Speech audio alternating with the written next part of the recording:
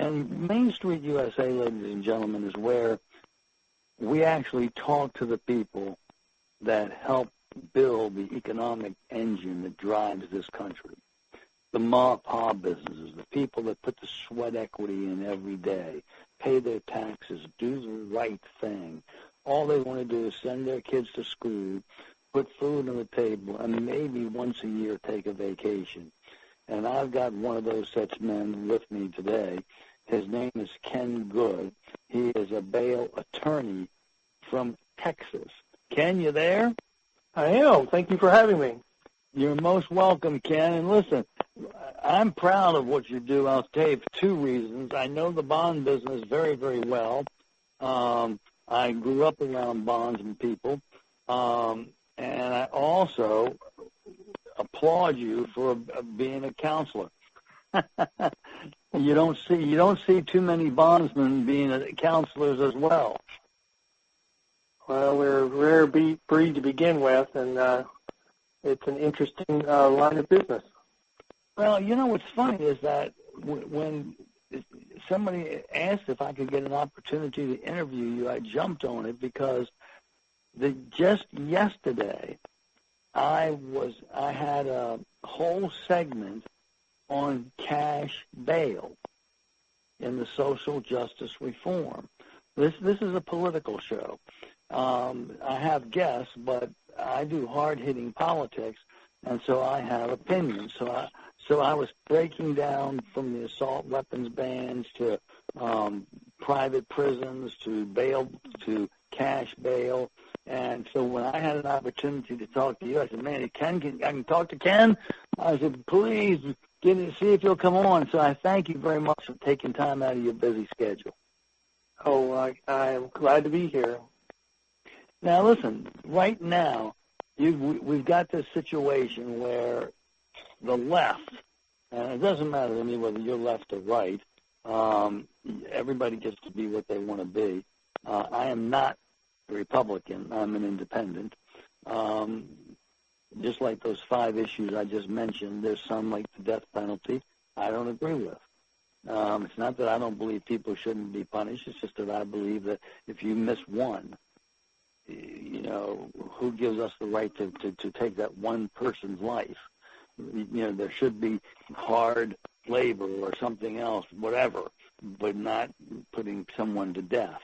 Unless you had mandatory DNA for everybody that the state paid for or something, some solution to that problem.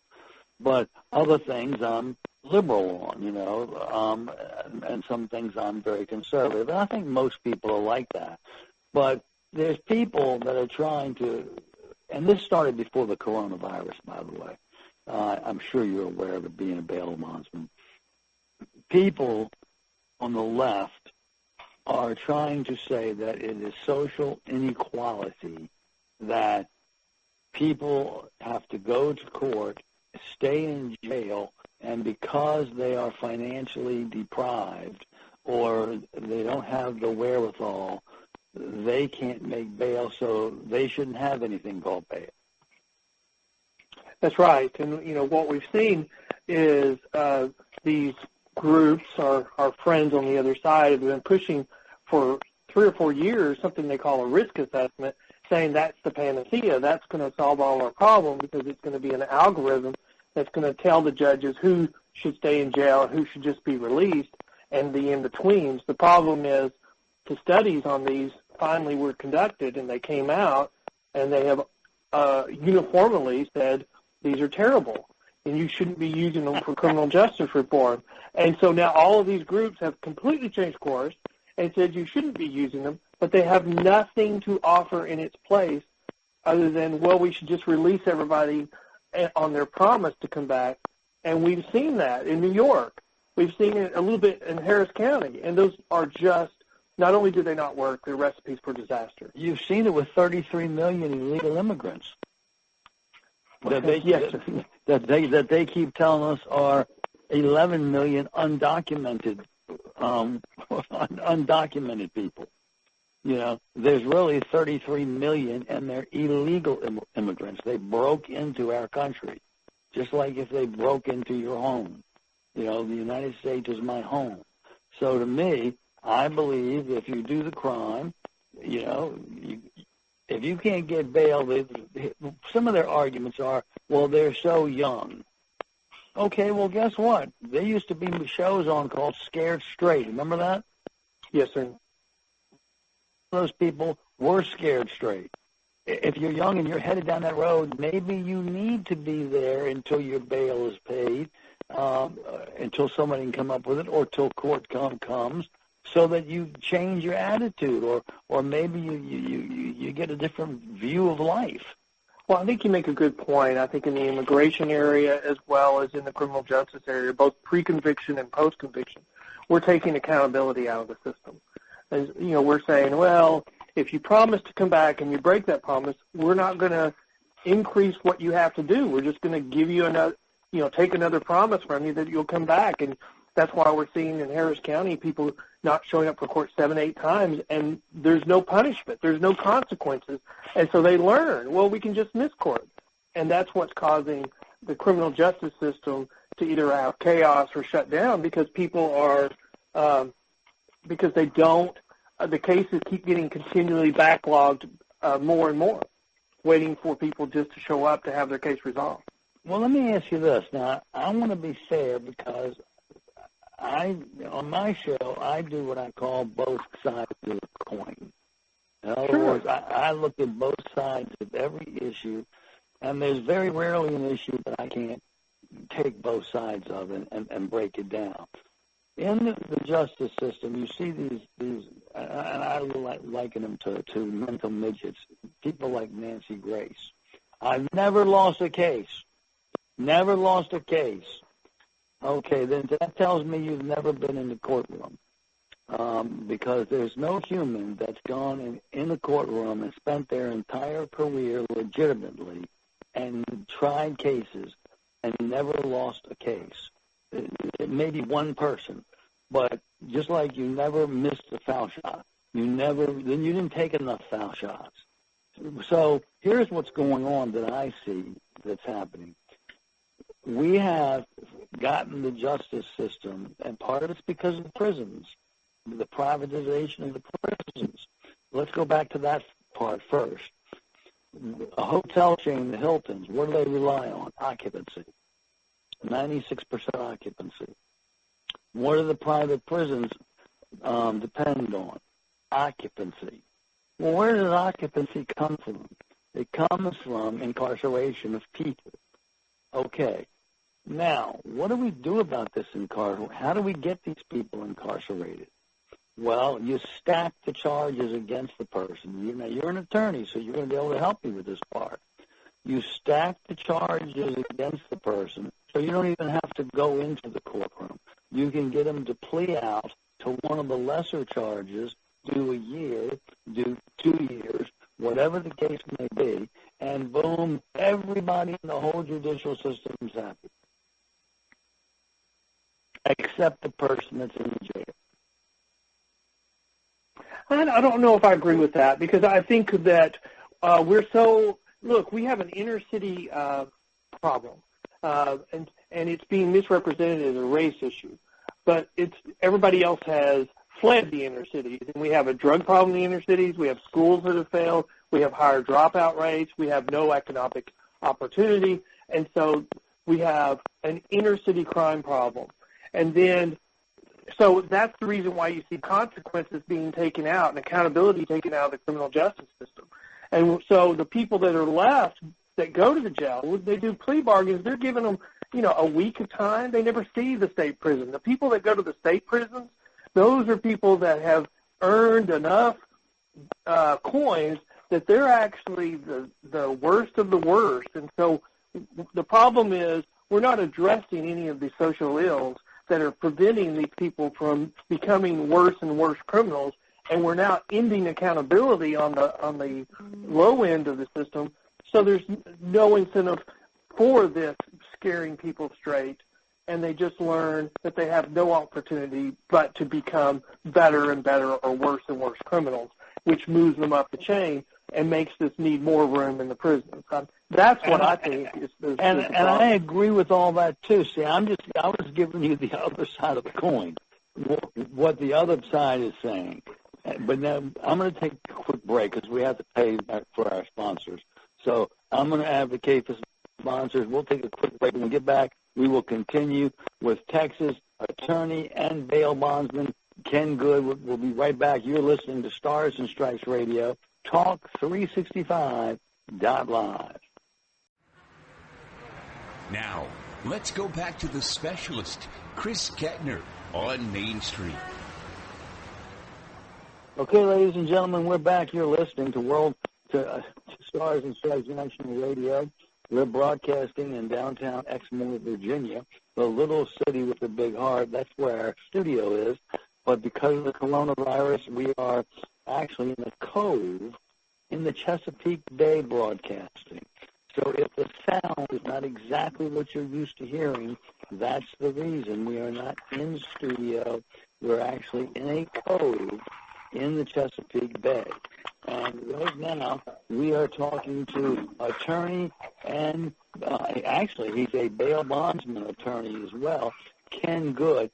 Ken, right before the break, we were talking about the social ills of some perceived and some misperceived or made up of the social justice system.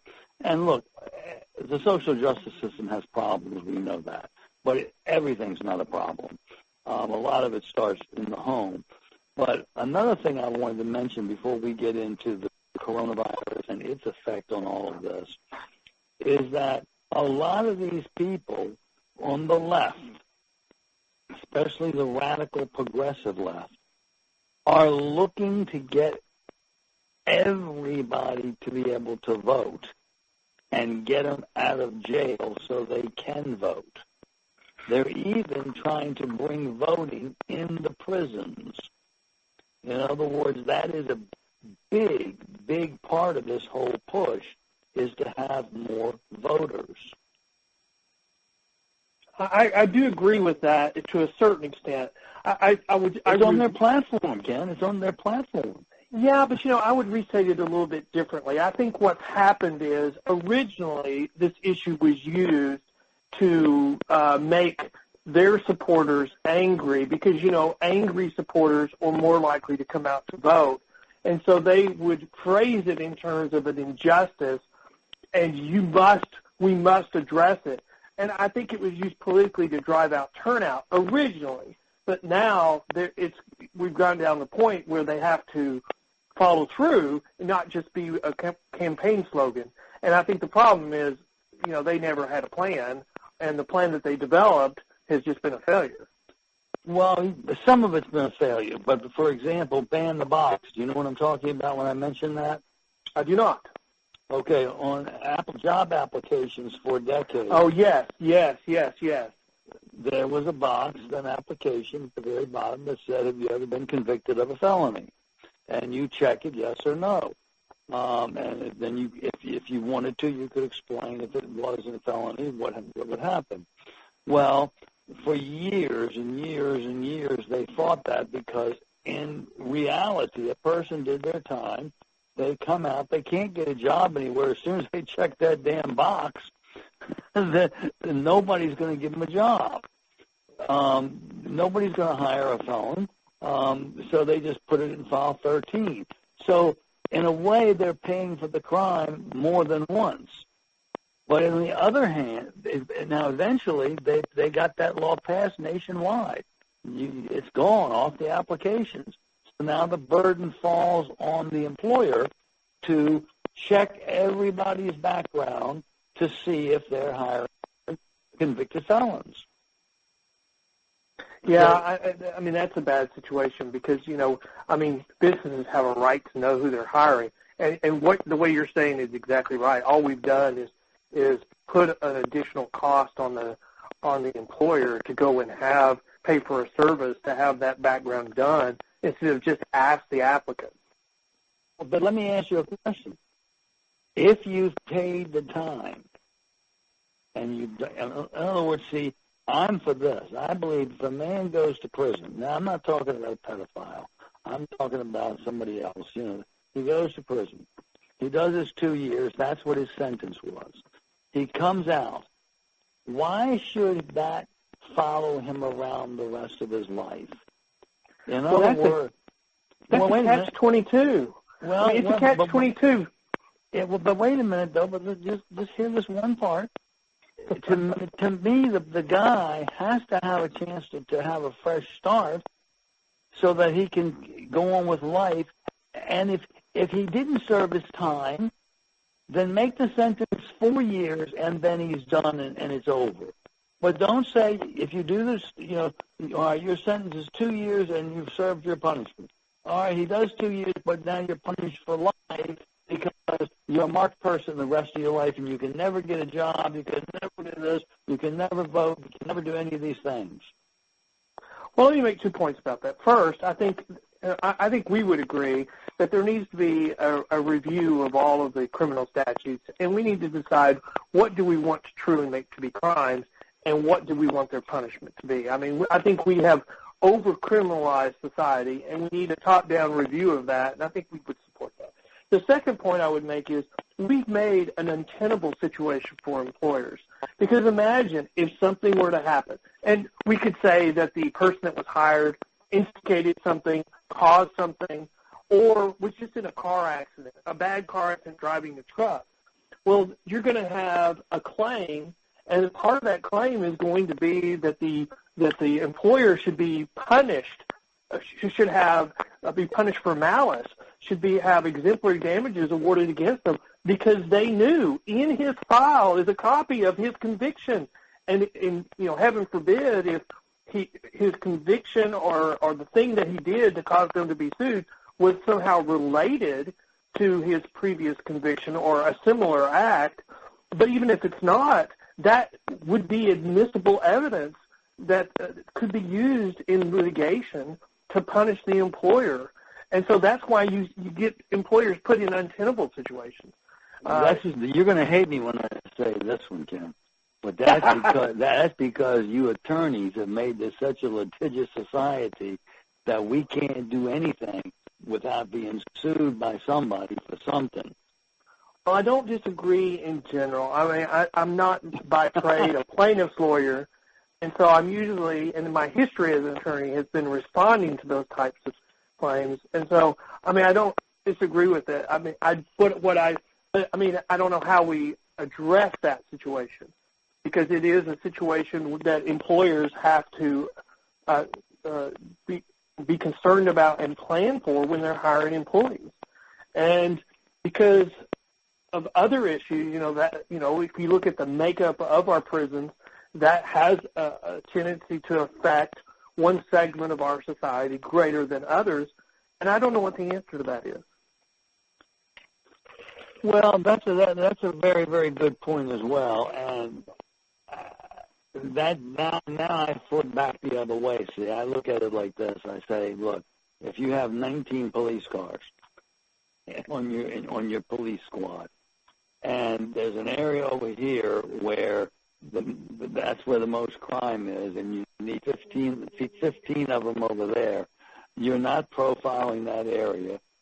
That's where the crime is, and so you have to arrest the people that are in that area. If that happens to be the disenfranchised, if that happens to be the African Americans, if that happens to be the poorer people, that's what it has to be. But, well, we're in agreement on that, but I would say it's not a race issue. It's a socioeconomic issue. It's because of where they are, not who they are. Well, it's because what the government has allowed them to become. See, to me, I look at this, Ken, and I say that this is a purposeful thing. In other words, yes, the blacks are not slaves anymore. But I believe that they have traded slavery for economic slavery.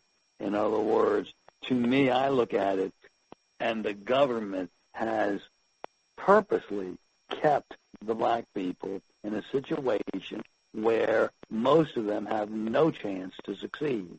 Now, I know you're going to have something to say on that, but I got to take a quick break. And, hey, this is good subjects here. I wish everybody could sit and talk about this just like you and I are talking, not want to attack each other personally.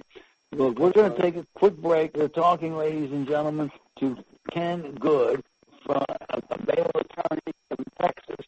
He actually is one of the 3 people that handles all the bail bondsmen in Texas, as well as counsel at law himself. So we'll be right back. You're listening to Stars and Stripes Radio, Talk365.live. Okay, ladies and gentlemen, we're back on Main Street, USA. Even though I'm in a cove in the Chesapeake Bay, this is the section called Main Street, USA, the third hour of the show. And this is where I talk to business owners, people like yourself and myself that actually work for a living, that try to provide the economic engine for the country's engines to keep us going. Right now, we're in a gigantic lull because of the coronavirus. And so Ken, who is an attorney and bail bondsman, but he's actually you head all the bail bondsmen up. You get their certification for them and represent them. We help them get licensed in Texas, and then we represent them as well. Yes, sir. Okay.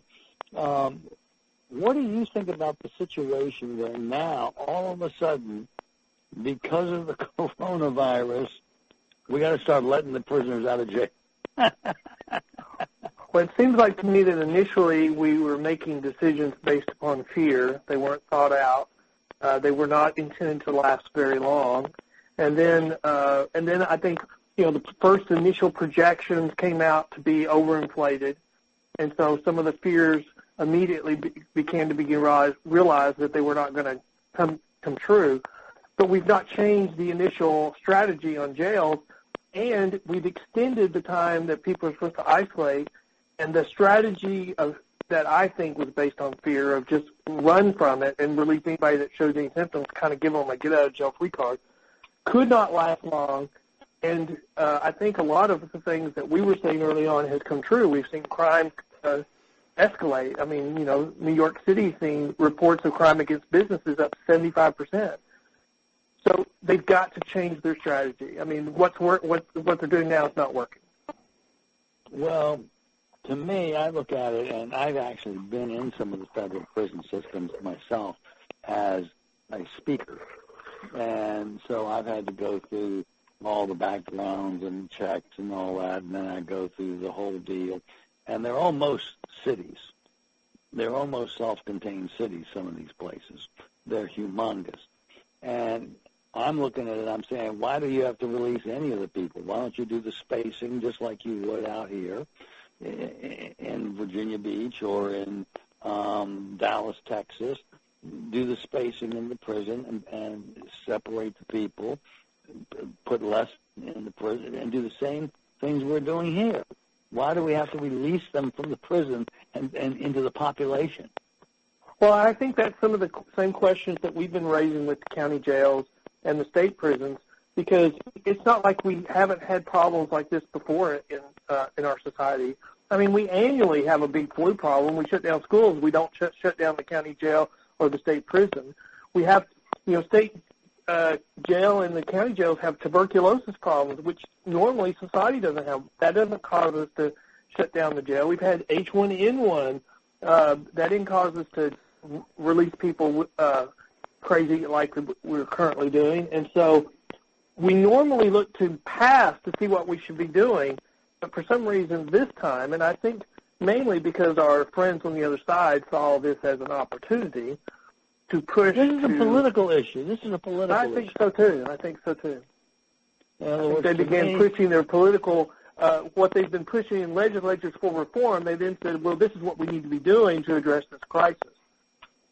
Correct, and also if they can wreck the economy, that's the one great selling point Trump had to run on, was the great economy. But, well, I don't know if I'm going to agree that people want to screw the economy just because they hate Trump. Maybe so, but I don't know if I'm going to agree with that. Said so. Bill Maher said so on national television. Bill Maher said he hoped the country. He's an entertainer, but I'm just saying he said he hoped the country went bankrupt just so we can get rid of Trump. He actually said it. So there are people that would like to see the economy fall on its face, so that's something that Trump can't toot his horn about. Well, they're forgetting how much the public fell in love with FDR in addressing the Great Depression, and there's a personal relationship that's formed between the public and the president on how they think he's doing. And so far, the public thinks Trump's doing a very good job, and so they're going to be, I mean, if that's what their goal is, they're going to be completely bonkers if he gets reelected, because the public has developed an affinity towards him similar to what was developed for FDR. Well, trust me, and if this is the first time you've heard it here first. If he's reelected, they're going bonkers anyway.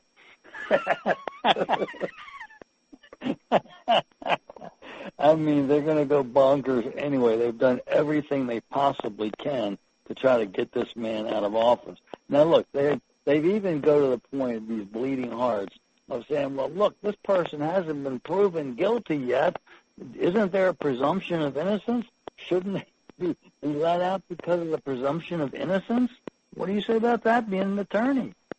Well, but that's not the only, I mean, you know, the purpose of bail or the purpose of releasing you from the county jail is on your assurance that you'll show up for any court hearing or a trial to resolve your criminal case. So there's, like in Texas, under 17.15 of the Code of Criminal Procedure, there's several factors the court is supposed to consider, and one of the very first one says the court has to set bail at an amount sufficient to guarantee they'll come back. And, you know, they're supposed to take into consideration whether they can pay, but they're also supposed to take into consideration public safety in setting bail. And we've thrown public safety out the window during this isolation, and we've got to bring that back into the mix. People are, family violence cases are way up because they're isolated with the very people who are their tormentors.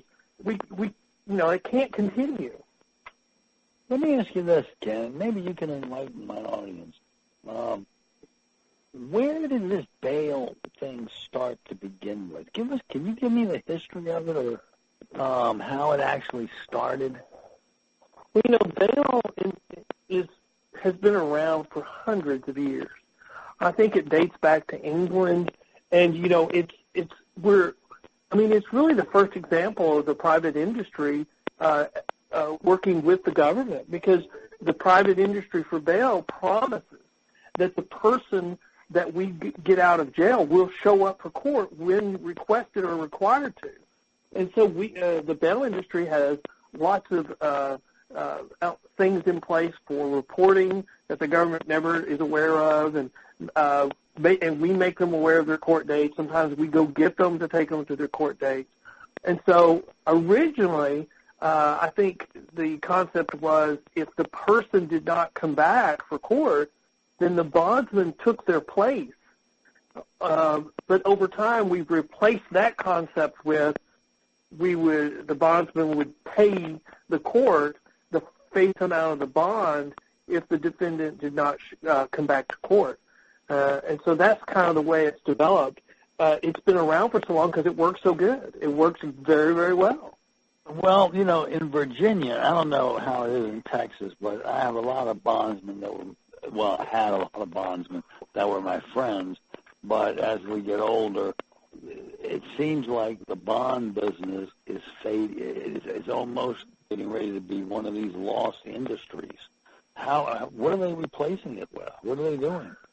Well, I think originally they were saying that we can replace it with risk assessments, which is now blown up in their face as the first part of this year. The major proponent for it, the Pretrial Justice Institute, has abandoned it. But the problem is they're still pushing for bail reform, and so they don't have anything to replace it with other than we should just release everybody, which is what they've been doing in New York, what they've been doing in Houston.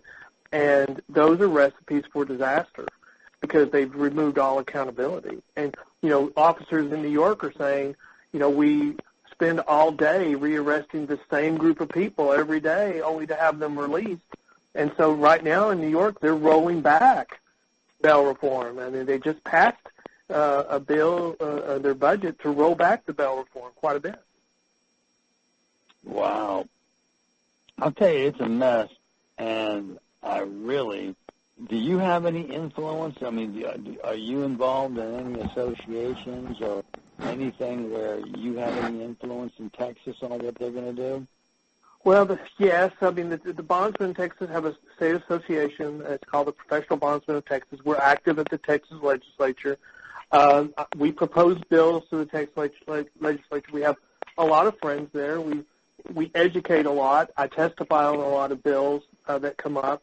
And we've been successful in addressing these issues that have been raised for the last couple of years at the Texas legislature. Well, you even argued cases before the Supreme Court of Texas. And the court, Texas, we have Texas Supreme Court and the Court of Criminal Appeals. I've argued cases before both of them. But the two most important bail-related cases were cases that I argued and won. Wow. You're bad. Well, I just now think you can just in these people's heads. Well, I think we're a good resource, and I think players starting to realize, we can show historically what's worked and what. And the problem, the Vera Institute, which is a major proponent, their position is, well, you should expect a 40% failure to return under these reforms. Well, if you expect a 40% failure to appear, then your criminal justice system is going to shut down because you're going to have to almost double or increase your courts by 50% at great expense to be able to just cover the increased backlog of cases because of the type of release program you have. That's ludicrous. Plus probably 20-30% more crime that's from the people that you've already released. That's exactly right. Because they learn. When we get back, we want to talk about your book, Goods on Bail, a practice guide that was created for bail industry professionals. I'd like to learn a little bit about, what motivated you to write that. So we're going to take a quick break. A lot more from Ken Good when we return. You're listening to Stars and Stripes Radio, Talk 365.live. And it is I, Chris Kettner, your humble correspondent. We'll be right back. Okay, ladies and gentlemen, we're back on Main Street, USA, and we're talking to Ken Wood. And by the way, Ken Good graduated from Hardin-Simmons University in 1982 with a Bachelor of Arts degree. He received his Master of Education degree in 1986 from Tarleton State University. That's a part of the Texas A&M system, if you didn't know. In 1989, he received his law degree from Texas Tech School of Law, where he is a member of the Texas Tech Law Review. Like I mentioned earlier, Mr. Good has argued cases before the Supreme Court of Texas, the Texas Court of Criminal Appeals, along with numerous Court of Appeals, including the United States Court of Appeals for the Fifth Circuit. He's the author of the book Goods on Bail, a practice guide created for bail industry professionals. In addition, he has written numerous articles on the subject of bail reform, including what successful bail reform looks like. Of course, he's married and has two lovely daughters. Ken, the book. Yes, sir. Let's start there. Well, is the book still pertinent today? And when did you start writing it, and what gave you the idea to write it? Well, I think I started, I've been an attorney for over 30 years, and probably about 15 years ago I started representing bondsmen. And I think the other attorneys that kind of do this, we kind of end up with a little notebook that we carry around of important cases, the statutes, and, your tricks of the trade. And right. So as your notebook gets bigger, you want to figure out a better way to carry it around. And so I figured, I'd been approached about writing a book on bail and just didn't have time. But at some point it just became easier to put it into a little book that I could carry around instead of bringing around my big old notebook.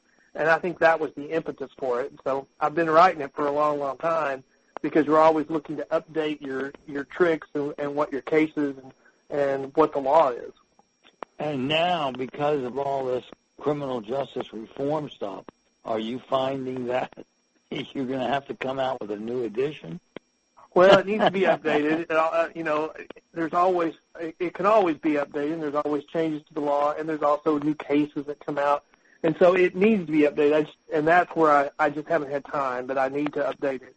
But yes, with all the coronavirus stuff going on, we've been a helpful resource to a lot of counties about, here's the things that you need to think of, during this time. Like if you're not going to have court, what are we going to do with the defendants? If you're not going to, what about bond forfeitures? What are you doing with those cases? And, here are our suggestions. If bail bond boards are not meeting, how are we going to get somebody licensed? And we got to get them renewed, and we have deadlines that we can't go past. So how about a telephone conference? So we've been trying to be to help the counties in finding solutions instead of being another problem for them to address. Let me ask you this. Let's go back a little bit, if you don't mind, Ken. In Texas, what do you have to do to be a bail bondsman? Now, in Virginia, you don't have to be law enforcement. A lot of retired law enforcement become bail bondsmen. Not a lot anymore because it's a dying breed, but the ones that are there usually were ex-cops or ex-sheriffs or ex-PIs or whatever the case may be. What is it in Texas? Texas is its own state. I mean, in dealing with bail, they have a unique system that is only applicable to Texas and not any other state, and they have a bifurcated system. So counties over 110,000 population are governed by one set of rules, and if you're less than that, you're governed by another set of rules with some overlap. But you can decide to be governed by the big county rules. And so we have bail bond board counties, which are for big counties. They have a local board. They license everybody. We have a 2-year work experience requirement. And then we have the smaller county rules for the counties that decide not to be governed by the same rules as the big counties. Okay, what does that mean, a 2-year work experience? What does that mean? Well, you have to work for a year in the last 2 years, at least 30 hours a week from somebody else who's licensed as a bondsman. Okay, all right, so you got to do almost like an internship. It is much like an internship. Okay, well, that's good because you get on-the-job experience. Well, and I think that is good. I think that's probably been the single most instrumental thing that our industry has done to educate itself and become more business-like. Historically, when a bondsman dies, the business kind of dies with them because nobody else knows how to run it but them. But as we've implemented that and education, our bondsmen have become much more business-like. And so we have second-generation, third-generation families in the bail bond industry in Texas. Well, and you know what? I've seen that in Virginia, and I couldn't understand why it was always a family that owned the bail bonds company, and then the family died. The old man finally died, and then that was the end of the bail bonds company. And it was because we didn't have in Virginia that work requirement where you can actually, I'm sure they got paid, but they were, it might have been a small stipend, but at least they were interned for a year before they qualified to be their own. Well, and there's so much work. I mean, bondsmen who take care of business are very busy because they're making sure people go to court, they're giving them notice, they're supervising them. A lot of the, our friends on the other side don't realize and they don't know how much work that bondsmen actually do, work to get people to court. And, we call ourselves the grease that keeps the wheels of the criminal justice system moving. But you've seen that. You've seen that to be more and more true as we've tried these reforms of just release everybody, and you see the wheels of justice stopping. Well, not only that, here's what people don't realize. The bonds company is responsible if he doesn't show up.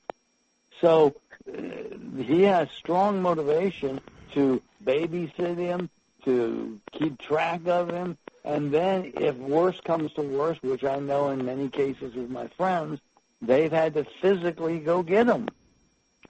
Well, and our bail system is based on an accountability system. So if the bondsman does not fulfill his promise, then he's given an incentive to go get him back quickly, because the quicker it goes back, the quicker his case can get back on track. But if he doesn't, then there are consequences. And so it's a system based, like the rest of our criminal justice system historically, based on accountability. A first-time offender gets less punishment than a second or third-time offender. But the problem we're seeing is this accountability is kind of being taken away in other parts of the criminal justice system. But it's still there for the bail bonds, and it should be brought back in the other parts of our criminal justice, or it's just going to get mucked up even more. But, my last guest was a former NBA basketball player who's a Hall of Fame motivational speaker now. And his whole thing is that even in sports and entertainment, accountability is gone too. There's no accountability in almost anything that's going on now in the country. For some reason, we're victims. We're all victims. Well, I agree with what you said, but let me turn it. The people who become successful are the ones that hold themselves accountable. And so those are the people that end up being successful today. And then the ones that don't hold themselves accountable because we no longer have accountability anywhere else, then they're not successful. And it's always somebody else's fault. You can look at football, a great example of Kaepernick, where it's always somebody else's fault that he was not successful. I think you'd have a job today if he just said, look, I'm responsible for my own actions, I'm responsible for my own success, and I will work harder. I think you'd have a job today.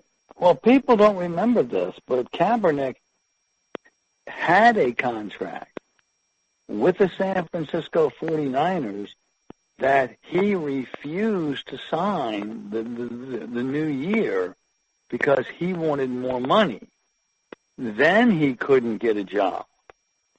Yeah. He had a job with San Francisco 49ers. All he had to do was sign the contract, and that's even after he knelt. And but that was still. The problem is, I believe the reason why he knelt is because he lost his starting job and he wanted to bring attention to it, whether that's right or wrong. But if he had just, worked harder he was not willing to accept being a backup quarterback. I think that's the problem. And it goes back to the principle of accountability, which has historically been a cornerstone of our country. It's the cornerstone of our criminal justice system. But if we're taking that all out, and what does that mean? When we take out accountability in our system, in our criminal justice system, what does that mean? Well, that means a second-time offender really doesn't get the same punishment historically that another second-time offender gets. We're going to give them the same punishment as a first-time offender because either we don't have the room in our criminal justice system to make them accountable, or we're saving that space for the really, really bad people. And so we're discounting crimes that historically we would have raised the punishment level each time. And the criminals watch that. They see that. And they see, well, if I'm going to get away with it, or if I commit another crime and there's no accountability, I won't get more severe of a punishment. I'll just get another probation or another deferred adjudication. Ken, you got 20 seconds to promote anything you want to. Well, what I'm going to ask is, we need to change strategies on what we're doing right now on the coronavirus. We need to be moving back towards this, away from actions of fear, and we need to make some concerted decisions on what to do. Like, let's do some temporary bail schedules to direct people away from the jail and do walkthroughs. Let's do more video conferencing so that people can be directed away from the criminal justice system if we have these concerns about getting people the coronavirus. So coronavirus is in your jail. You've got to address it. Ken Good, ladies and gentlemen. Ken, I hope you'll come back because we could talk about this forever. Thank you so much.